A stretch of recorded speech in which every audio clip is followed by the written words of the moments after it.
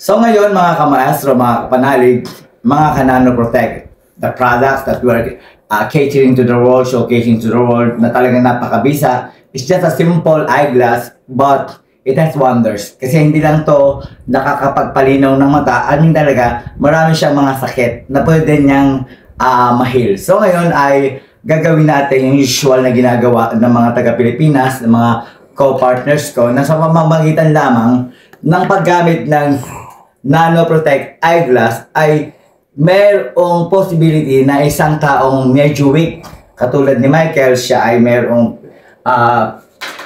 problema sa ganito, ay titingnan natin kung yung strength niya. Actually kagabi ay minasahe ko siya kasi nabulbog nga yung kamay niya sa pagbuhat sa store namin ng mga equipment. So we will try kung gaano talaga ka-effective itong power nitong nano eyeglass sa pamamagitan nga ng pagsuot nito. So ngayon napapansin nyo, si Michael, one of our handsome staff, I suppose, kaya dito sa aming company, ay wala pa siyang suot na eyeglass.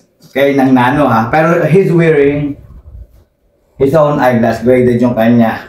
Okay, disclaimer, yung eyeglass po namin ay wala po siyang grado, pero meron po siyang healing process na pwede kang makorek ang pagkalabo ng mata mo to the maximum na maging 20/20 vision. Kaya lang, it takes process, hindi lang 1 day, 2 days. So mararamdaman naman yun ng sumusuot.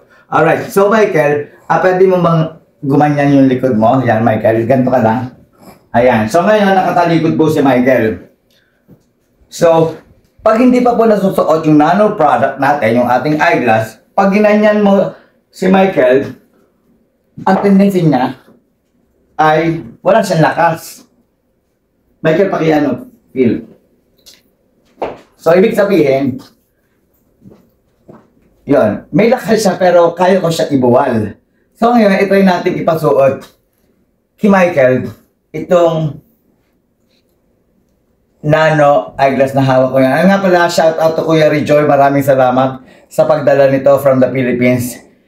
Okay, from the Philippines, heading to Saudi Arabia. So ngayon, ipapasuot natin kay Michael. Tingnan natin kung pugi lalo si Michael. Alright, so, ipapasuot natin kay Michael to. So, again, disclaimer, ito po ay non-graded, pero meron po siyang purpose, and that is yung mga healing process po yan. Ngayon, isubukan natin sa Michael. Like, Michael, tagtong ka dito, para lang mas ano yung power ko. Tutungtong ako dito, at yung weight ko, ang bibit-bitin na Michael. Oh, tingnan nyo yung power niya. Ang lakas niya na. Pero kung ang tumong to, Michael, kaya mo akong buhatin. Tingnan ko lang. Yung nakikita ko. Kasi yun na nga yung power niya na eh. Pero kanina, ang hina mo. Oh my God! So yung mga kamerso, hindi nga na ako. So, ganun pong ka-effective yung salamin ito. Once again, it is the first time na napapanood niyo po ako dito sa aking post na to. I would love also to you to consider and follow my Facebook page and also my other social media accounts, YouTube and TikTok. The same name, Maestro Manalo. Maraming po pala sa aking salamat dito sa aking nag-video ang aming safety manager kay Mr. Renato Pelesiano. Subscribe na rin po ang kanyang channel. Joke lang. God bless everyone.